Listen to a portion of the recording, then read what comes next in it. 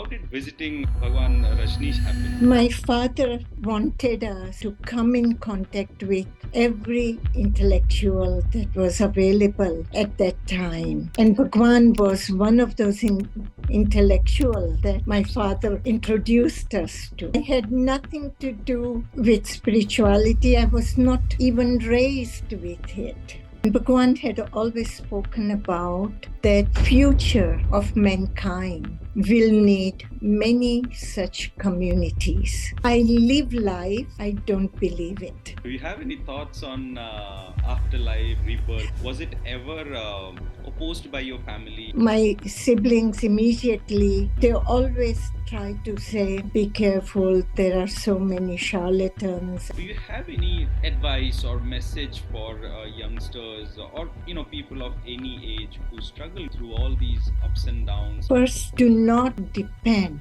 on others' opinion. I get so many messages, so many people come because of the film. So somewhere the film backfired on them instead of backfiring on me. Ma Sheela, first of all, very, very good morning to you. It is actually good afternoon here in India.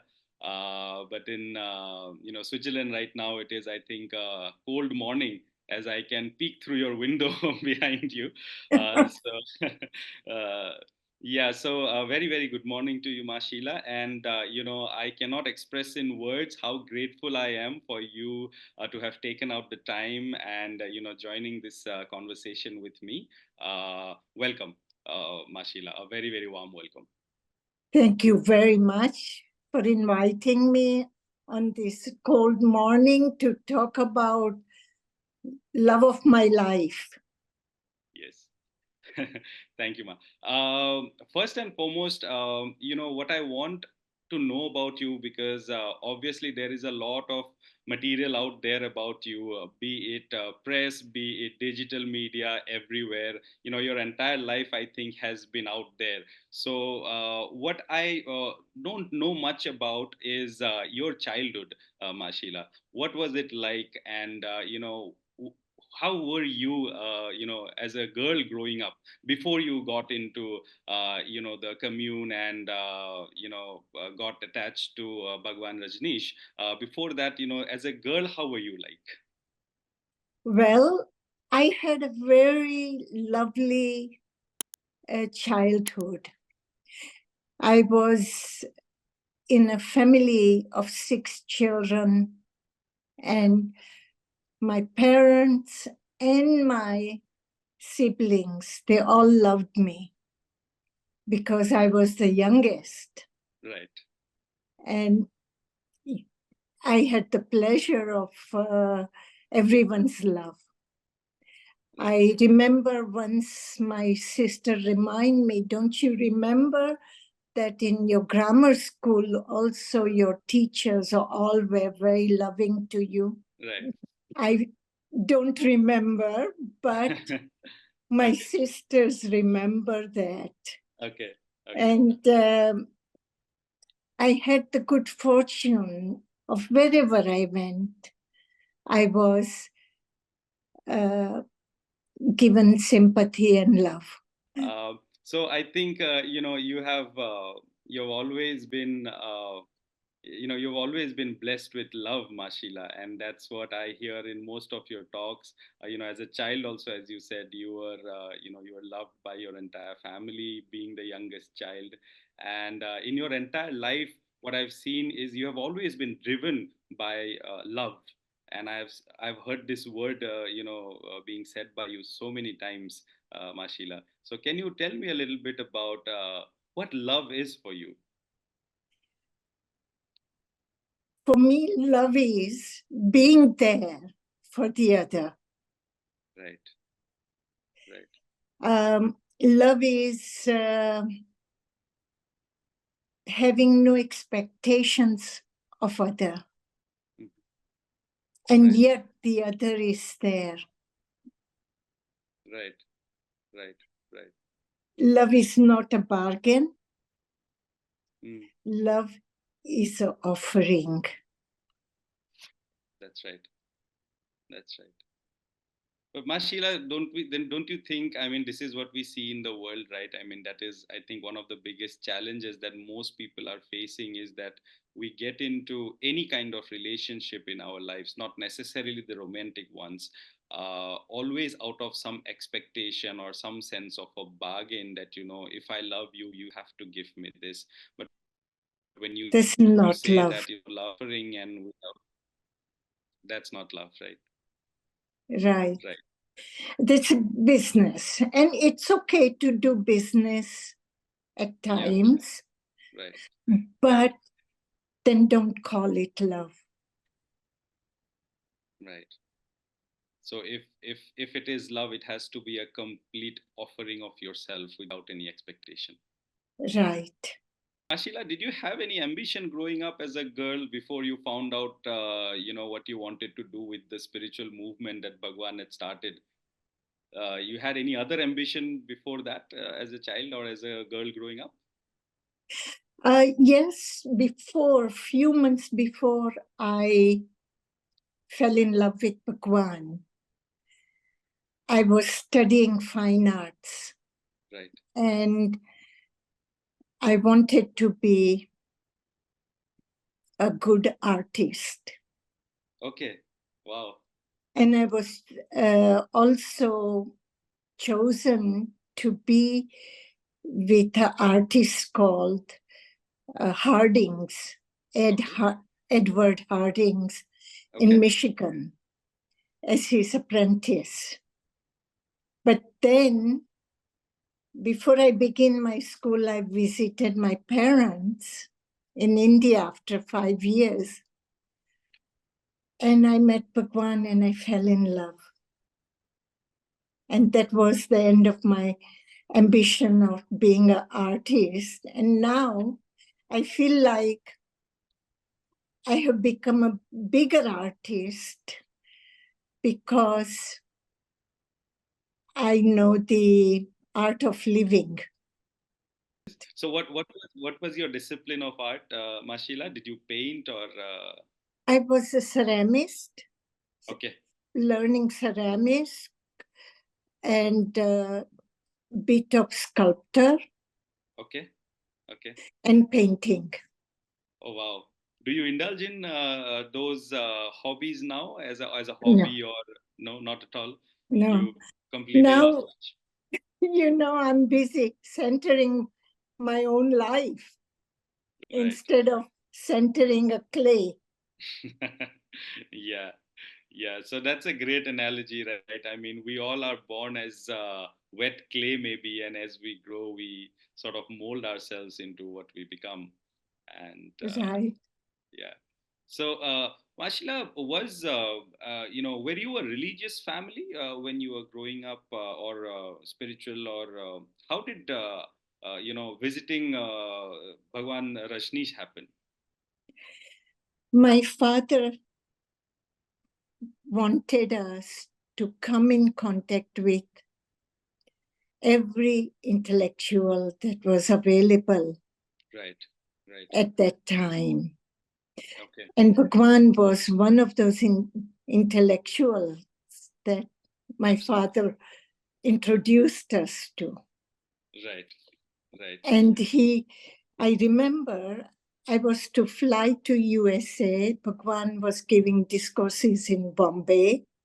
mm, mm, And he delayed our travel okay, to US few days because what I would listen to Bhagwan and take with me will be worth lifetimes. right, right, right. And that's when that big turn in your life happened. Should we call it a turn or maybe a complete transformation of your life?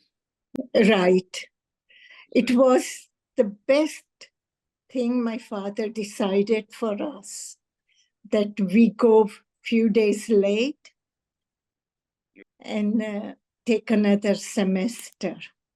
right, right, But right. listen to Bhagwan, because what I would learn with him was 5 lifetimes worth. Yeah. Right. Right. Did your father or your mother or anybody in your family ever express any regret or anything about the life that you chose after you in not in the sense of the later controversies and other things, but just becoming a sannyasin in the first place? Was it ever opposed by your family, or did you have the full support of the family? I had full support of my parents. Okay. My siblings at that time were busy with their own life to create. And we all have attitude. We all have to live our own life. So Right. they did not interfere in Okay. any form or shape. And if somebody tried to criticize Bhagwan or the so at a family dinner or something, my father would say, leave Sheely alone. Okay. So he protected you And from, yeah. he was always there as a protector. My mother would say, stop bothering her. Okay. Okay. But they didn't. It wasn't the my siblings immediate siblings that had doubts or something. But they always try to say, be careful, be careful. There are so many charlatans and you know, Right. the Right. Right. litany of words. Absolutely. Yeah. Because even today, I mean, we are talking what, about 40, 50 years later, from that time. And even today, most Indian parents and the society and families want their children to go into what is known as the safe professions, become a doctor or an engineer or something. Or nowadays IT professionals are quite in demand and so on. You at that point in time, and also being a girl in a society like India of that time, it was, unconventional is, I think, a very small word to describe what you did and the path that you chose. So, Ma Sheela, what was it within you that made you take this path? I know that it was the love that you fell for Bhagwan at that time. Obviously, that was the biggest fire, I'm sure. Apart from that, intellectually or logically, did you have anything in mind that drove you to this direction? There was no logic. I fell in love with him. So you I just fell got. in love with Bhagwan, Yeah. and my brain stopped functioning. There was no logic involved.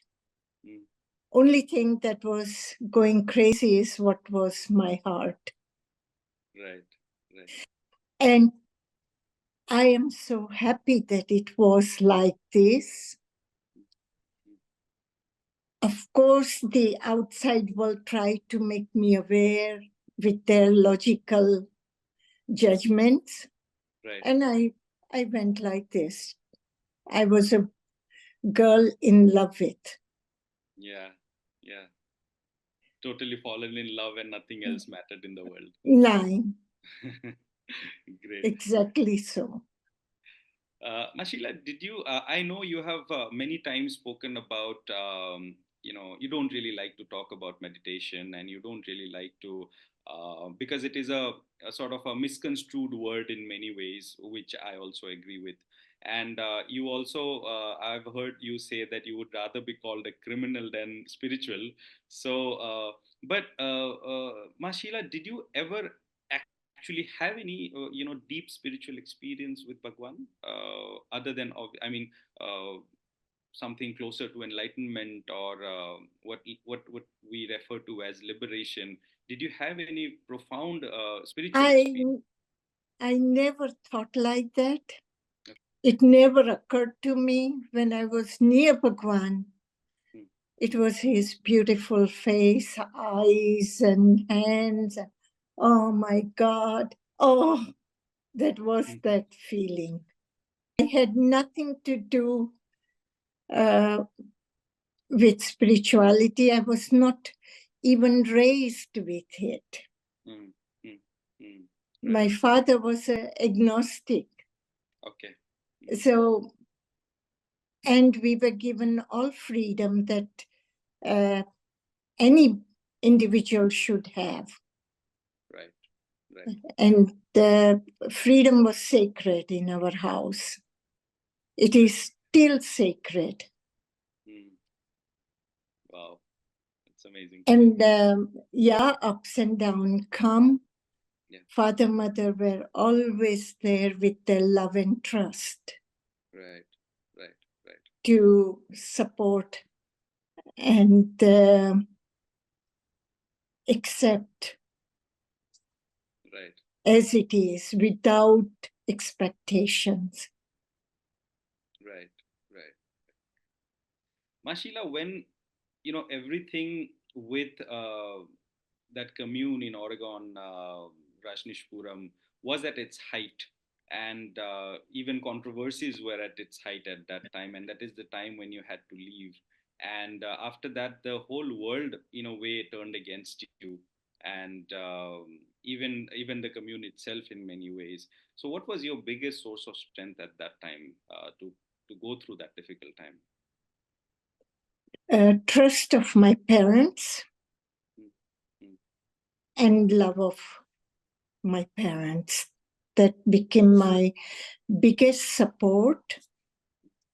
Also, taking responsibility.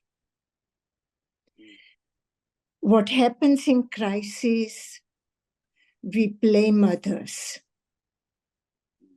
Right, right. We blame the underdogs. Yeah. I would not let myself fall so deep that I would do that. Right, right. I have seen my parents live with dignity in life. And it is always the higher you climb, deeper you fall. Yes, yes. True. So it was clear my management, something goes wrong in the management, then I have to stay head chin up and accept. Yes. Yes. Right. And I did. I did it gracefully. Absolutely. And my parents were so proud of me. My siblings are proud of me. People who met her, they understood. Right, right, right. Obviously, Ma Sheela, you have also said that that I think uncountable number of times you have been referred to as fierce, and that is, I think, one of the things that is very evident from the way you spoke at that time, the way you presented yourself, the way you so fiercely protected the commune, Bhagwan himself, and even your pictures, it just exudes that fierceness. If we look at your pictures from that time, it's just a very young, fiery woman, full of mission, and it's really inspiring. So I know this word has been used, many times to describe you, but you've also said that that was a front that you put up at that time to protect the commune. So now we see, Ma Sheela, a very different side of you. Different in the sense, obviously, this is what we see as the world, from a distance.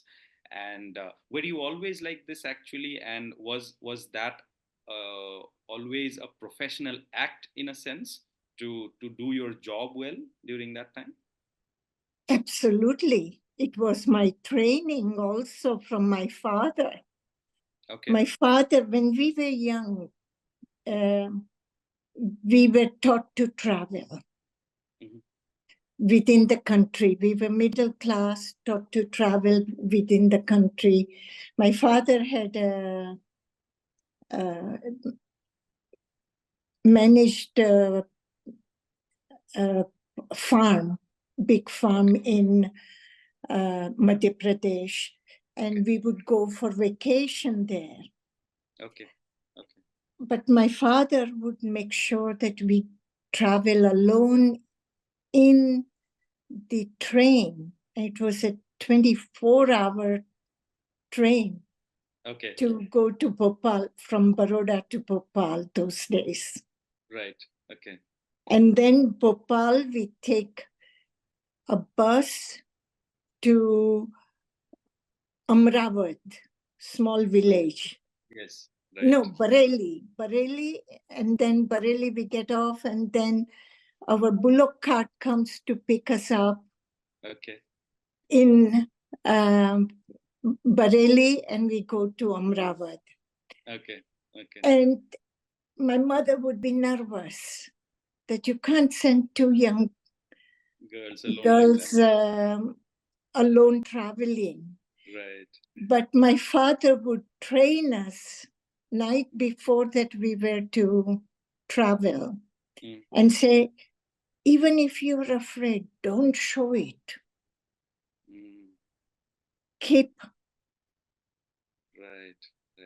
keep your head up and the strong pace up, and don't talk to strangers and this and that few advice he would give and talk to us and give us courage. And my father was a man of presence. Okay. You don't mess with him.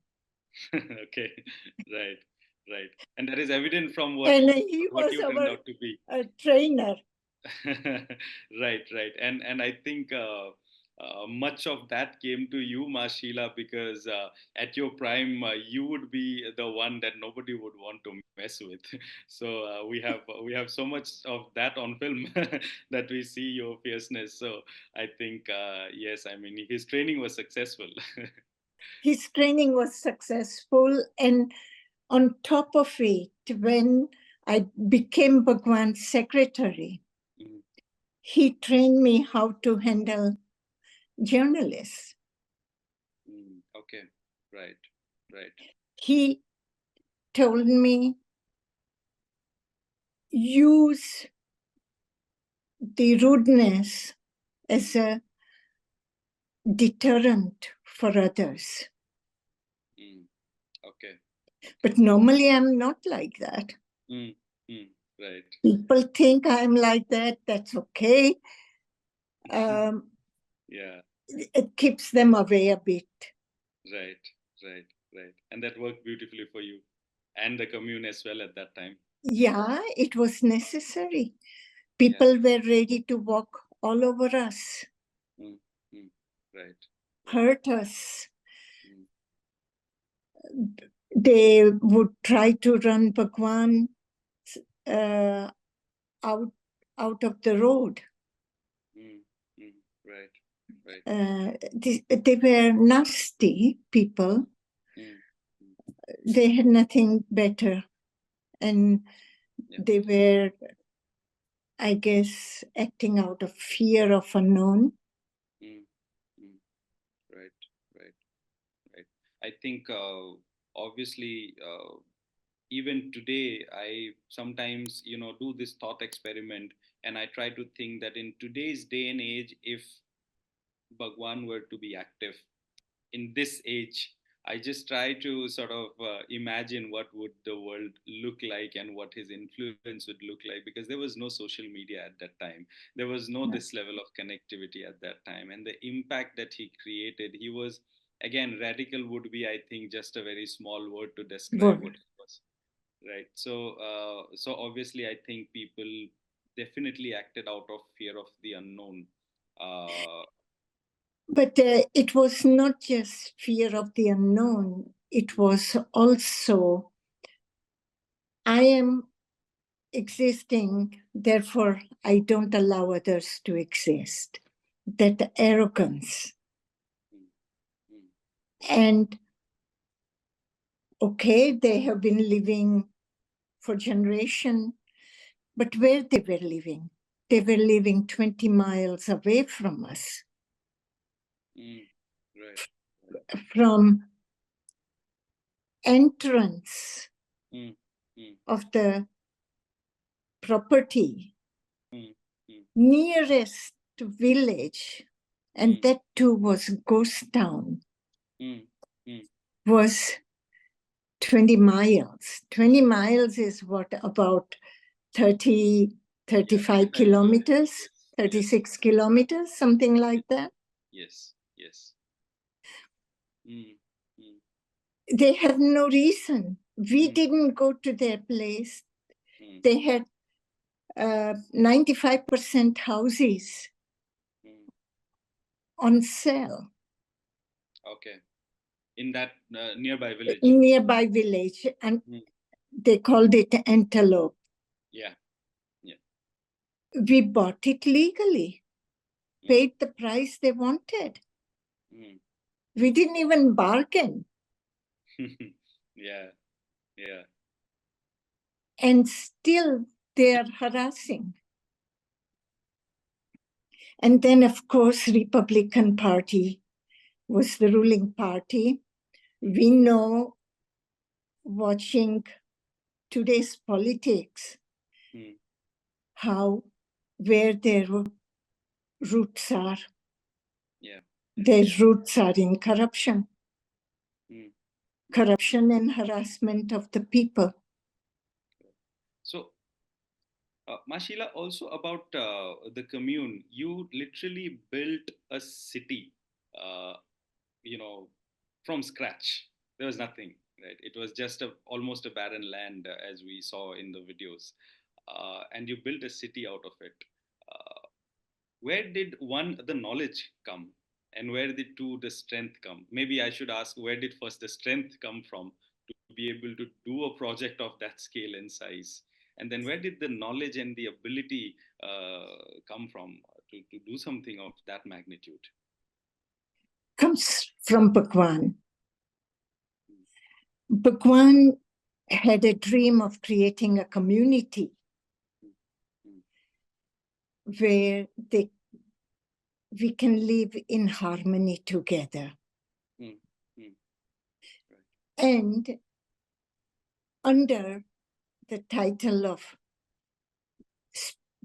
spirituality and meditation. Okay. I loved Bhagwan. I was his personal secretary. Yeah. So I was trusted to carry out the project. I'm not a builder. I wanted to be a fine arts student. Exactly. Yeah. That's why I asked I this was question. fine arts student. Yes. Yeah, maybe I might have on my weak moments thought of becoming an architect. Okay. Closest. Okay. But not a city builder. And amazing part of it is that this city was built from crisis. Okay. Political events that came our way, creating crisis. It is, they stopped our housing permits. Okay. And harassing us with land use laws. Then in my team, there were political scientists there. Okay. Yeah. I talk open with the people, my team, in a constant communication. Ask the team, what can we do? What are our solutions? Then this one person says, who has studied psychology and political science, Okay. He said, we can create a city here. And then we don't need the county permissions. Right. Okay, how do we create city? 150 Americans, American citizens, can vote in for incorporation of the city. Right, right. And you have to create then the Right. city plan and a presentation, zoning, etc. I go to Bhagwan and I pass this information to him. Bhagwan immediately gives me a name. Call it Rajneeshpuram. Yeah, yeah. Wow. Like that. Yeah. So we were not afraid of crisis.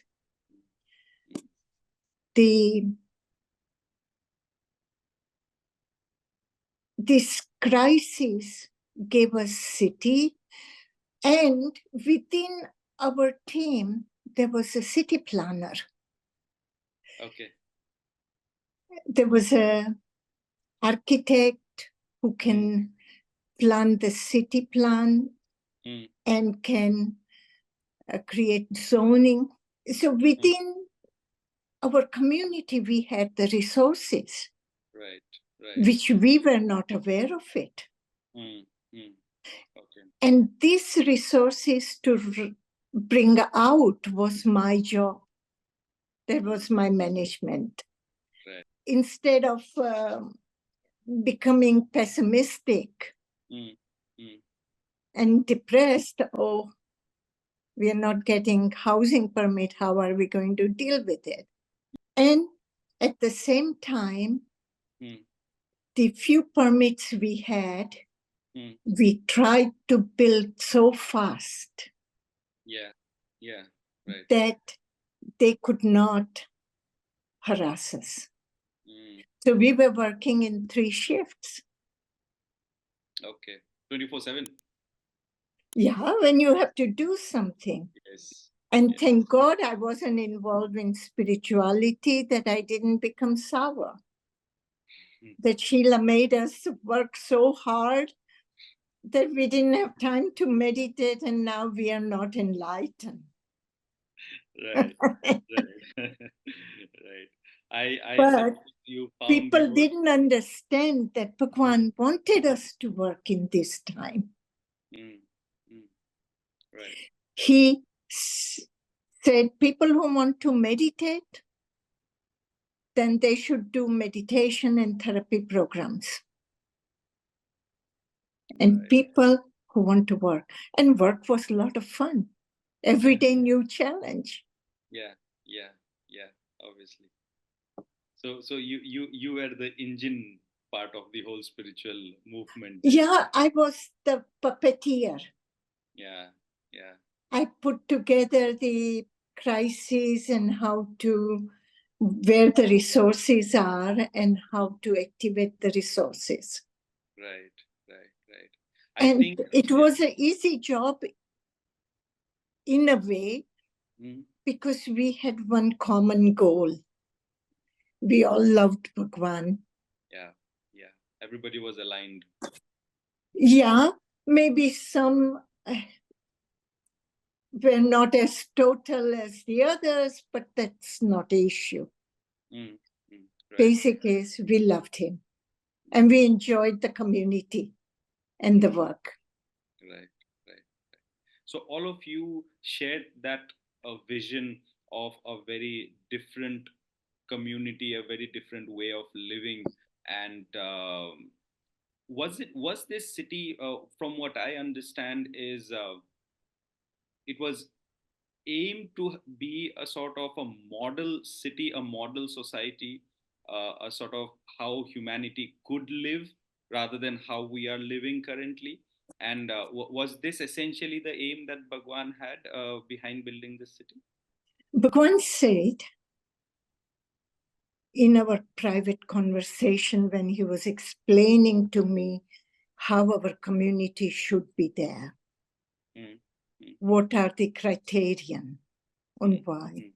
And Bhagwan had always spoken about that future of mankind will need many such communities that will be the new norm, that we live in communities, small community, big communities, however, and communal lifestyle will be the resource for our existence. Right. And these communities should be harmonious. And meditation and spirituality will bring the harmony. Right. So when you were building a city, did Bhagwan also have a sort of idea of a governance, in the sense that, if when you build a city, how are you going to govern it? Did he have?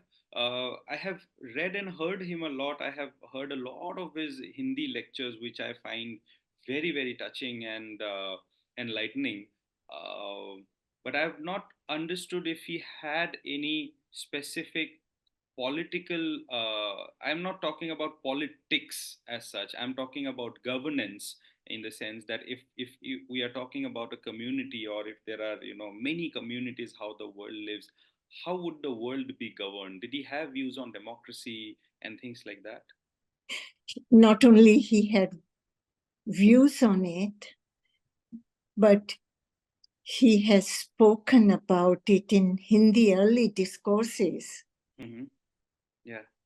A different form of political System. Theories. Okay. Yeah. One day, we were to attend, I was invited to attend a school. Okay. Of our children. The 15-year, 14-year-old children, so the classroom. And they wanted me to speak on democracy. Okay. So I mentioned this to Bhagwan, and Bhagwan told me how I must speak with these children about democracy. Okay. So he gave me the understanding, and then next day I went, and word should not be just democracy. Word should be meritocracy. Okay. Meritocracy and benevolence.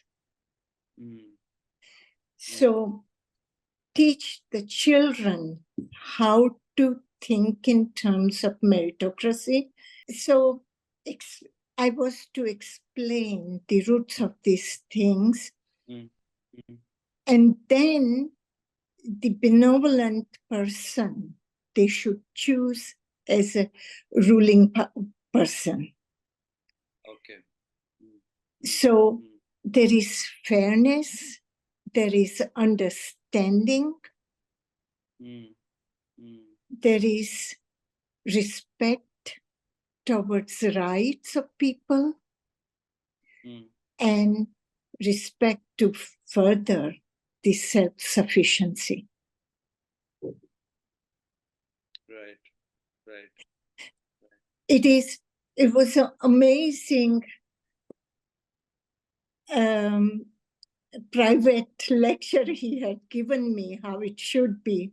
And I use it also even today. Maybe words I forget, but the concept, I use it.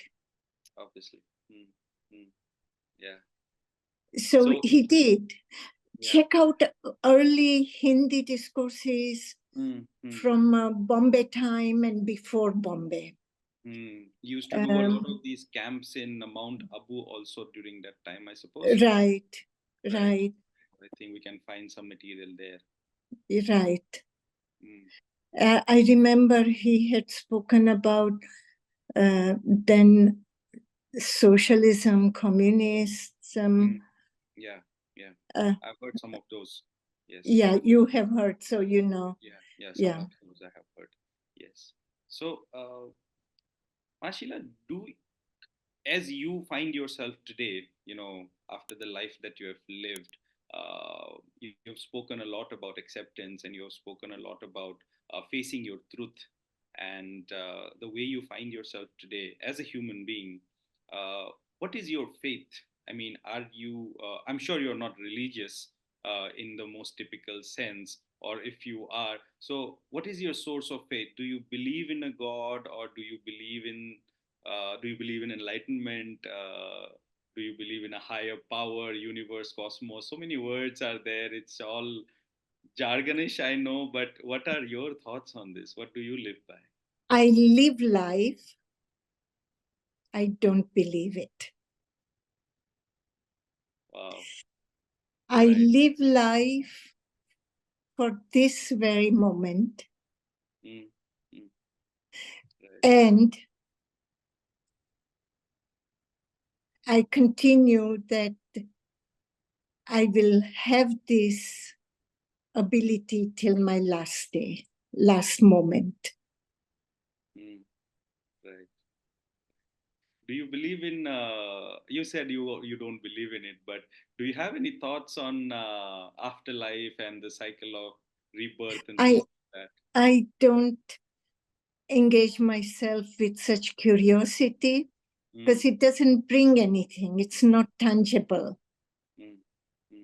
Right. If something would be tangible, I would go look for it. I'm a practical woman. I have to see things. I feel things. Touch and feel. Yeah. Right. But it is it's very intriguing because you spent a very significant part of your life around great spiritual master, and you still remain a person who is rooted in tangibility. So it's very intriguing because not to be influenced, or maybe not to have that spiritual yearning to come and just live life as it is. I think that requires a very different sort of clarity, or a different sort of thought process to have. Is it because of your upbringing, your parents, your father, maybe? It is a combination of upbringing and combination that I fell in love with Bhagwan. I wasn't looking for spirituality. I didn't even understand the word spirituality, one could say. And I still don't. For me, living life fully, being there for others, one can define spots of spirituality if one wants to. But for me, it is immaterial. Right. It is a fashion right now to be spiritual. Yeah. And I have my own fashion. You're the most fashionable woman that I have ever seen, Ma Sheela, that I have to tell you. I've loved your, swag. I'm wearing the same clothes from young days. Pair of jeans and a t-shirt in winter time, long arm t-shirt, etc. No? But I think, Ma Sheela, the attitude that you wear, that's your biggest fashion accessory. That's, I think, your attitude toward life, and how you are as a person. I think that's your biggest fashion statement. You may be right there. Because sometimes when I see somebody who dresses very fashionable, but doesn't suit the person. I know. I say to myself, do they not look in the mirror? Right. And I think that's the problem with perspective, right? Because what my father says is that every person who leaves home after looking at the mirror thinks that they're looking good to themselves. At least only then they would leave, right? They would not be the way they are if they didn't think themselves that they're not looking good. But then we may see it differently. Then I think obviously it's their perspective that they think that this is okay. But yes, I think, as I said, the attitude part of it is so important, how you carry yourself. And I think exactly. And the fashion is more topic for the coffee clutch. You are sitting with a bunch of people together at a coffee, and then you talk all nonsense or part nonsense or part and compare fashion. Or because with their wallets. What their husband is earning, what they are earning, and what you can afford and what you cannot, and what you and you can afford much more than other, and it's not for me. I think you've said this, people are just occupying themselves rather than trying to find some truth. I think this is also a part of that people are just occupying themselves with all these conversations, fashion, and so many other things. Right. I was asking, how is your day like? What do you do in an ideal day now? Well, last 6 months I retired because I became 75-year-old, and we are part of government institute. Okay. So they don't like me to work over 75 years. So I had to retire. But I continue. I live in the same house. I have my bedroom right here. And I spend time with my community downstairs from my morning coffee till I come up to my bed.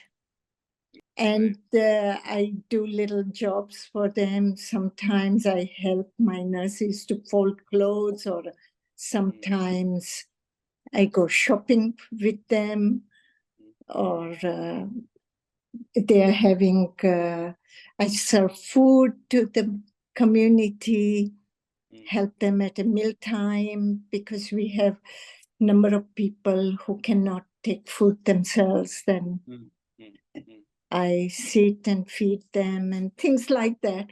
But now I do it because I have not the feeling that it is my job.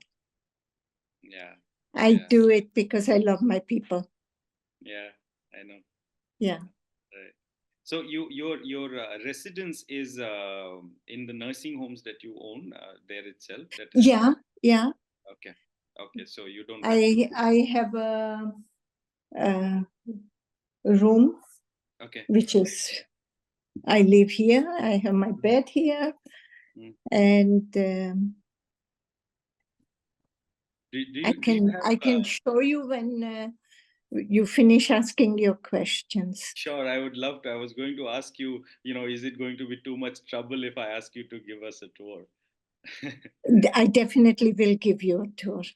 That would be lovely, Ma Sheela. Thank you so much. Also, I wanted to know, do you enjoy movies or any kind of entertainment in your days? No.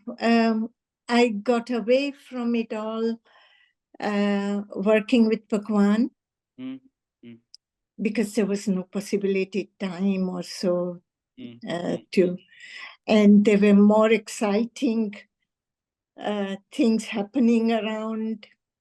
than sitting for 2-3 hours watching a Yeah. movie. I couldn't afford it.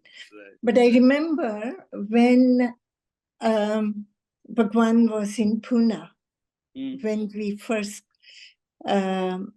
created Pune Ashram in 70s, early 70s. There, I was just back from US and going back and forth and so. And I used to like Dilip Kumar. Okay. And I used to go watch Dilip Kumar's film in the theater. Okay. Okay. Yeah. And there was one ashramite named Kirti, who would always, he would get a kick out of it that I like Dilip Kumar. Okay. And so he would tell me when Dilip Kumar's movie would come, and he would join me to go watch the like your movie film. partner. Yeah, that's how far I reached in movies. So was that the last time you ever watched a movie? Like those... No, I don't have any desire to watch movies, and modern movies, Hollywood, they are just violence and this digital garbage. Not for me. What would an ideal movie be for you, Ma Sheela, if you were romantic movie, happy ending. Okay. Like my there life. Are a lot of them. There are a lot of them. I have a big movie list. Let I me share get bored with that too. Okay. Last thing, 5 years back, or 5-6 years back, I watched this series. Okay. Mahadev. Okay. Yeah. The Hindi and I one? enjoyed it fully. The stories, little stories, and the actor I liked very much. He was a good actor. The one that aired in the Indian television, the Hindi one? Yeah. Okay. I watched it in Hindi because my sister was watching, and she shares my room. Okay. So something caught my eye while she was watching. Okay. I watch my thing on my iPad or my telephone. She was watching on hers, and somehow it registered. And then I got interested and I watched it. And I like the actor he played, wonderful Shiva. Yeah. And for me, it was so beautiful to watch the love of Shiva and Parvati and the stories completely created with romance and so something like that one can maybe attract me, but I haven't seen Wild Country. You haven't? No. Wow. But I'm not surprised. I'm not surprised. I mean, I have lived life that. Yeah, exactly. I mean, what's there to watch there? I mean, yeah. I think there are so many things that you may not agree with, because it is the perspective probably of the makers or the writers. Because as you know, you've always spoken that the world has had their version of your story, and you know your truth. And that is always going to be, I think, a gap. The gap could be bigger or smaller depending on, person stories to stories, but in your case I think there is a huge gap in how the world perceives you and sees you, or how the world chooses to see you, I suppose, than what you really lived. But I must say that this film has made me a bigger celebrity. Yeah, right. I get so many messages, so many people come because of the film. So somewhere the film backfired on them instead of backfiring on me. Yeah, yeah. I think it gave you the visibility and the platform to speak your truth. Right. Yeah, yeah, right. And whenever if I'm ever in Switzerland and I get the chance to meet you, or if you're ever in India and I get the chance to meet you, I'll make sure that I make you watch a romantic movie with me. So Okay. I'll I'll choose a couple of titles and I will give you options, and then Okay. we can share some popcorn, and I would like you to see a romantic movie. Why not? Why not? Why not?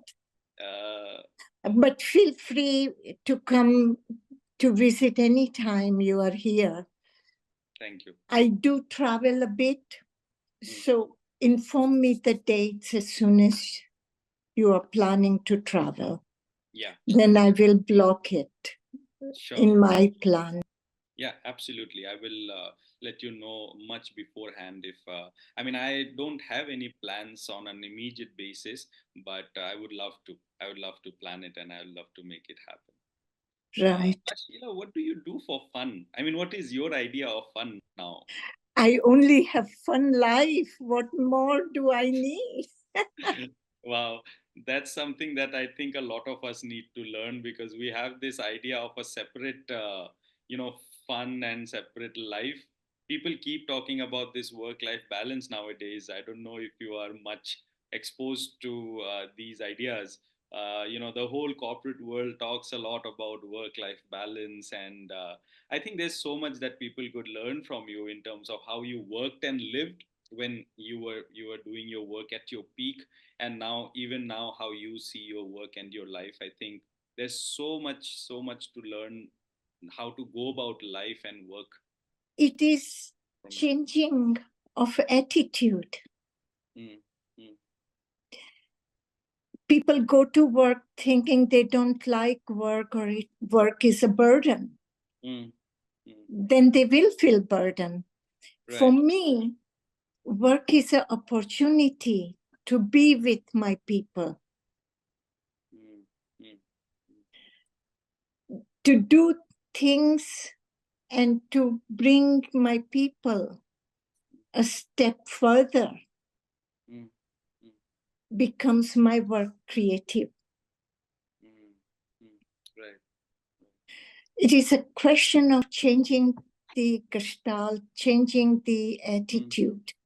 Mm, If you enjoy, when I started this work, I did everything: cooking, cleaning, washing, nursing, whatever my people's need was, right. I fulfilled it the way I had learned from my mother. Okay, right, right. The way my mother had taken care of us, I take care of my people. Right, right, right. It's beautiful. And I enjoy it.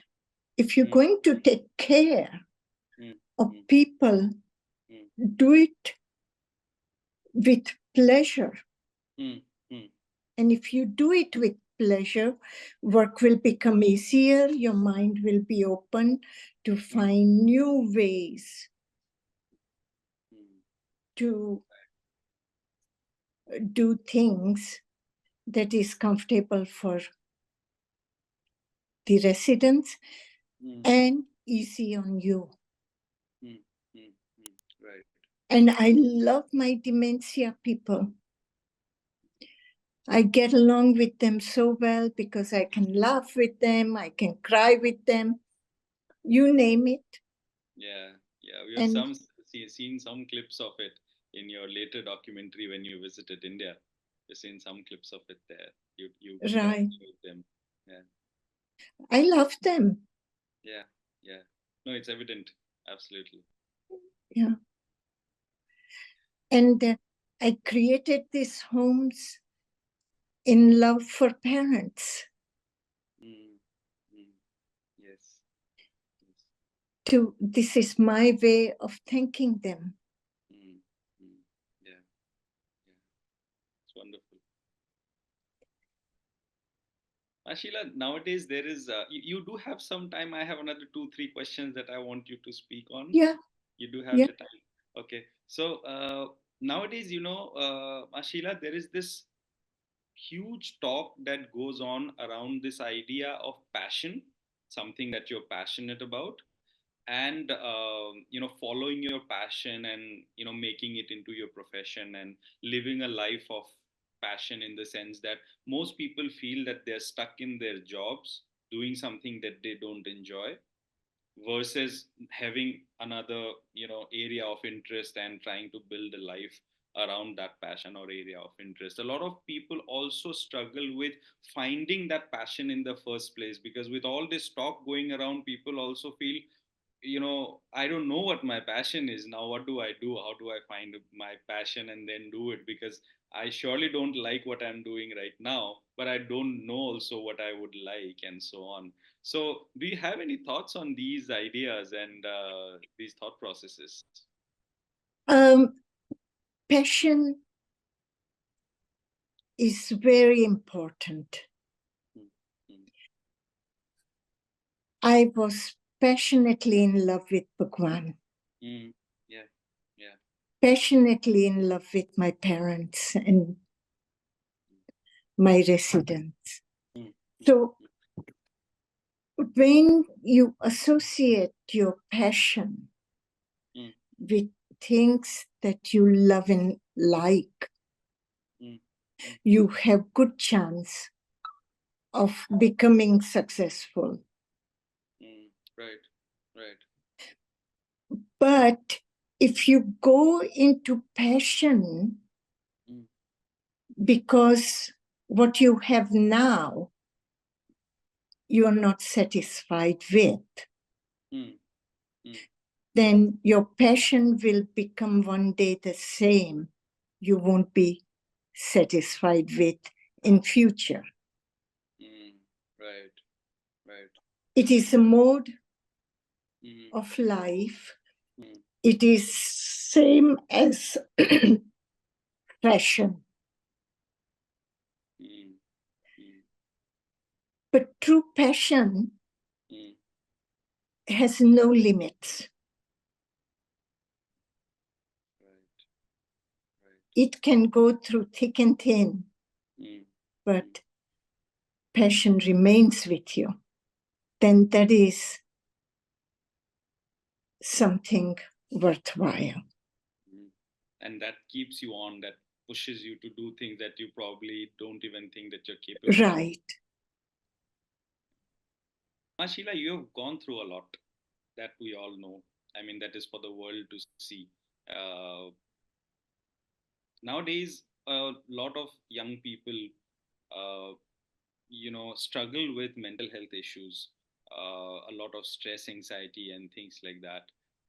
This fear of judgment, and on social media most people are active, and there is a lot of hate also on social media. There are a lot of opportunities also, for sure, but at the same time there is a lot of hate and other things, a lot of negativity also. And a lot of people struggle with these things, their own mental health, their self image. They get paralyzed to take action because of fear of judgment and things like that. And if something little goes wrong, if they try something, they fail at it, a lot of people will start judging, because nowadays we fail in public. Everybody fails in public in a way, because we are right out there on social media, and other these platforms that internet makes available. uh, all of this in most cases is nothing compared to the magnitude of what you have gone through, in terms of achievements, in terms of controversies, and in terms of how the world started judging you, viewing you. And you also, went through judiciary, and you have even had to spend time in prison and so many things. Do you have any advice or message for youngsters, or people of any age who struggle with these kind of things? How do you go through all these ups and downs, and how people view you and things like that? First, do not depend on others' opinion. Do not do things to win somebody's praise. You do something that you are successful and you have created some nice thing, but that should not be dependent on other. You do something successful because that's what you want to do for yourself. Right. Very simple example, our marriages. Before marriage, people have to behave in certain way, so all the relatives and all the social norms are satisfied, but you are not satisfied. Then you are certain your marriage begins in hell from beginning. You will resent that marriage. Or you get married because it is a good form of security, financial security. Right. You won't find happiness anywhere near it. Yeah. You will become a bigger prisoner than me in prison. Yeah. True. Because you can't move if you do something against your husband or a wife.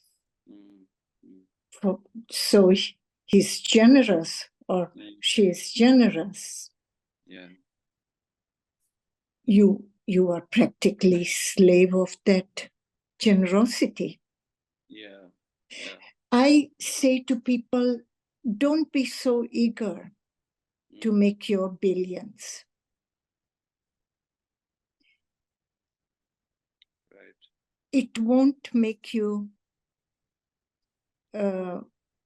special. There are many billionaires in the world. Yeah. It will give you more inferiority complex. And inferiority complex or the superiority complex, both will drag you in the hell. Right. So I say, be yourself, have a bit of patience, give life a chance to work with you, and give yourself a chance to work with yourself. Yeah. And acceptance. Don't get into he has, so I have to have. She has, so I have to. No. You have to be yourself. Right. You don't have to copy anybody. True. Absolutely. And if it was necessary that you must copy somebody, then instead of one mold to create you, they would create two molds. Yeah.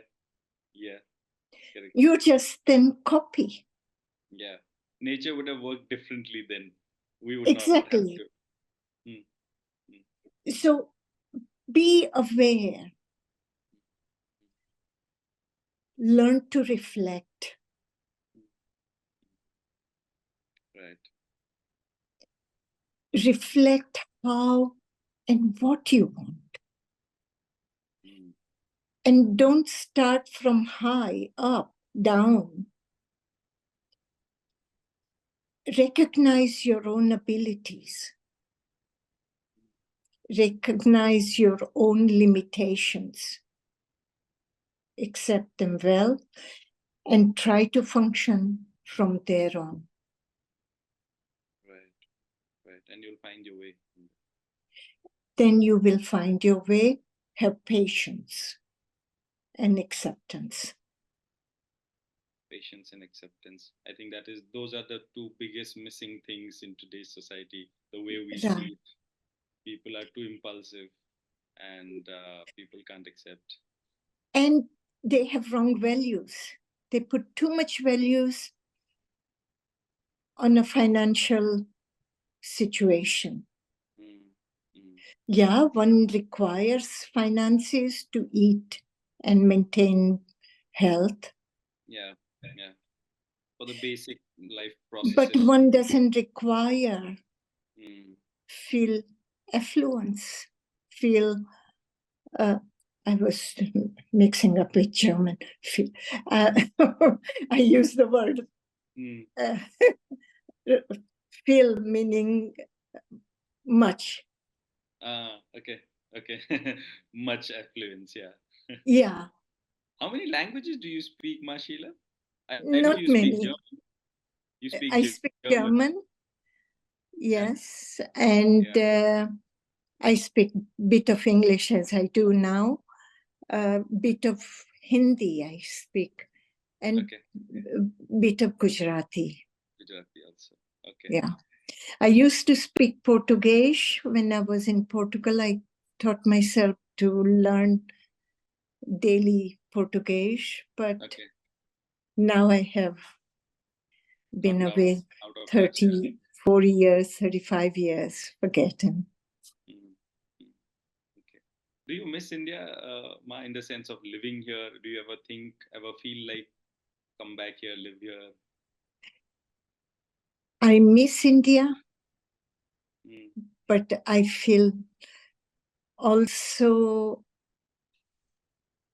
I feel India has so much potential in young people like you.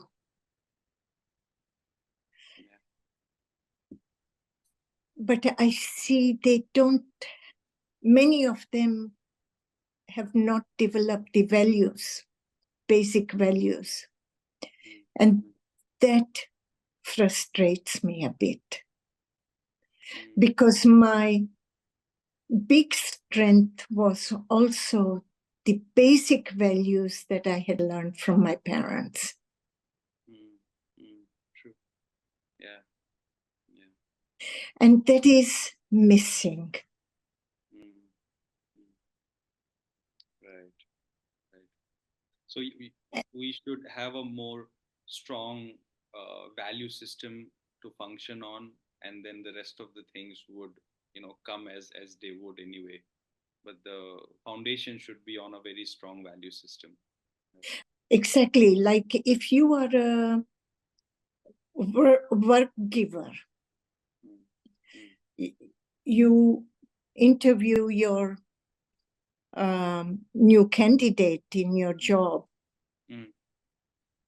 Do ask them, what is your values, life's values? Maybe that may make them aware. That may give them a thought that, oh, I need to have set of values. What are my values? Right. Can I live by my values? Whatever be the situation. What do I need to do for these values? Right. And that's what gives you strength, right, Right. Because, it is very easy to talk about some values or some philosophy that you may have read somewhere when times are good. But when times are tough, that's when your values are tested. And I think exactly. I am asked often that Bhagwan has spoken so nasty about you. Are you not mad? Why are you not mad? Hey, that's my business. Yeah, absolutely. But Yeah, to answer you, it's not my issue. One can say whatever he wants to say about me. For me, it comes from love that he has offered me. yeah, yeah, And it was necessary for him to blame somebody. yeah, But yeah. bear in mind, Bhagwan was not an idiot. Obviously, yeah, He yeah, knows what he's doing. yeah, yeah. So people have to understand Mm, and find one's own set of importance. yeah, yeah, yeah. And Ma Sheela, what I feel about so many people, because I've seen those videos and interviews and other things where you're repeatedly asked about why are you not angry, as you said you should be angry. The way I see it is probably their need to hate somebody who spoke bad about you, and when they see you not doing it because your case happened so publicly in such a large magnitude, because we are talking about somebody of the stature of Bhagwan Rajneesh and yourself, and in, let's say, our lives, somebody would speak ill of us in front of five friends or something like that, right? The small is the scale is very small, right? In your case, it's Bhagwan Rajneesh spoke about it on TV in front of media and all of that, obviously, and that's why it's there for the world to see. All of us can see it, and then that anger comes that, oh, if somebody speaks ill of me, I obviously go and give it back to them or do something or speak bad about them in front of others, and that's how we sort of deal with it. And you live a very different life. You have a very different set of values. You spoke about love also today, the way you see it, and your definition of it. As you said, that is your truth and that's how you wish to live it. But I think the question comes from an expectation rather than an answer being expected from you, that you should or you must, because it is their need to put, sort of hatred back for somebody who has sort of spoken ill. I understand also that they don't know how to behave gracefully Yeah, yeah. and accept Mm, this. right, right. Right. There's so many dynamics to that whole situation. I think it is, you lived it, you were there, you are the one who actually are, you did the whole work there, and then whatever happened, and then you had to deal with the aftermath of it and all of it. And it's just for us to, stay here, watch a documentary on Netflix and say, oh, this is how Ma Anand Sheela should be, and so on. So I think, yeah, you're right. It is lack of our understanding and seeing the depth of it for sure. But that's where you come back to don't live life to please others. Yeah, yeah, You live your life for what it is. yeah, yeah, yeah. Right. Ma Sheela, my last question. That is, how would you like, or if at all you would like that, how would you like to be remembered? Nobody has to bother. Hmm. Okay. No. You think your life has something in it from which we can learn, or it can be of some value to people, and there should be something that can be, because I've heard you say that this history is not of Sheila, this history is of Bhagwan Rajneesh, but you are an individual human being and you've lived a life, a very significant one. That's how I see it. Uh, and I would like for your story to outlive you, and for people to learn from the many amazing aspects of your life that was there, rather than it being completely just overshadowed by that one aspect of the controversy and the aftermath of it. So, don't you think some of the things that you have done and lived by should be learned by other people? Well, I say people who want to learn from my life, they decide what they want to learn. And my story is open. Yeah. I live life of an open book. Yeah. Yeah. And what they choose is what their need is. And they should decide how far and how deep they want to learn. I don't expect anybody to learn anything. I'm happy I have learned few things from life. Yeah, right. And this openness, the way you have lived your life, it has given you a lot of strength, right? This Yeah. complete openness of your life. Transparent. And transparency has its own strength. Right. Absolutely. Great. I've taken a lot of your time, Ma Sheela. Thank you so much for giving me this time. I could go on and on with talking to you and this beautiful. When you come here visit, then we will Yeah. go Yes. on and on. Or if I come to India. Absolutely. But I enjoyed your questions very much. Thank you. And I hope they will help people who want to learn something, and that will be answered your last question then. Yeah, absolutely, Ma Sheela. Thank you so much. It was a real pleasure, honor, and a privilege to have you and to give us so much time to talk to us. I look forward to speaking with you again. And once again, it's been a real pleasure, Ma Sheela. Do that. Feel free to write anytime. Yes. When you have a question or you have nothing and you just need to bounce off something, feel free. I will do that. Now that I feel I know you a little more than from the documentaries and the books, so I would love to, be in touch with you and, keep the communication and the conversation going, Ma Sheela. Thank you so much. Yeah. Now I'm going to show you my room. Yes, absolutely. We are. I have to figure out first. I'm not good with digital world. Yes. Yeah. Is it possible for us to see it in horizontal? Yeah. Okay. Oh, yes. So this is my bed. Okay. Next to the bed is my daytime rest sofa. Okay.